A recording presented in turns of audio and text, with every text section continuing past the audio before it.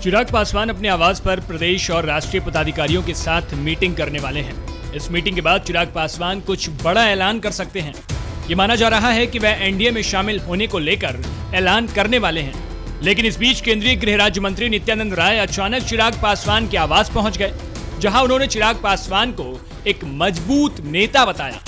उन्होंने कहा कि चिराग पासवान अपने पिता की विरासत को आगे बढ़ा रहे हैं। नित्यानंद राय ने चिराग पासवान की तारीफ करते हुए कहा कि चिराग पासवान लंबे समय से एनडीए का हिस्सा रहे हैं और वह आगे भी एनडीए के साथ रहेंगे।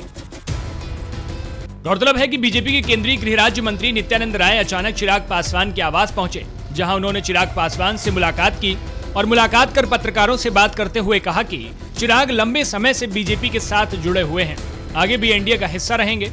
इस बयान के बाद ये माना जा रहा है कि चिराग पासवान की केंद्रीय कैबिनेट में एंट्री निश्चित हो चुकी है। चिराग पासवान को जल्द ही कैबिनेट में मंत्री बनाया जाएगा। भाई, यह घर हमारा पुराना घर है। इस घर से मेरा संबंध भी बहुत पुराना और अटूट है, जो पहले भी रहा है, आगे भी रहेगा, सदा रहने वाला है। हम दोनों भाई मिले हैं और जब मिलते हैं तो कुछ न कुछ तो बात होती है, और जब हम लोग मिलते हैं तो अच्छी बात होती है। आज ये खुशखबरी आ जाएगी, खुशखबरी आज सामने आ जाएगी बिहार के लोगों को कि फिर से सब एक साथ हो गए।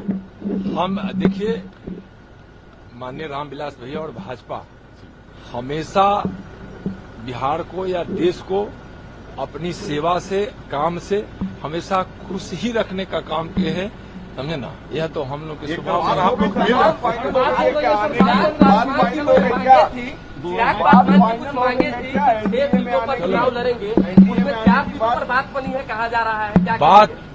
बात जो है ना, हम लोग की बिगड़ी कब थी से बनने की बात है दोबारा। चलिए बताते चले कि रामविलास पासवान के निधन के बाद बीजेपी और चिराग पासवान में थोड़ी दूरियां आ गई थी, मगर धीरे धीरे यह दूरी कम होती नजर आ रही है। दूरियों को पाटने में चिराग पासवान ने भी काफी जोर लगाया।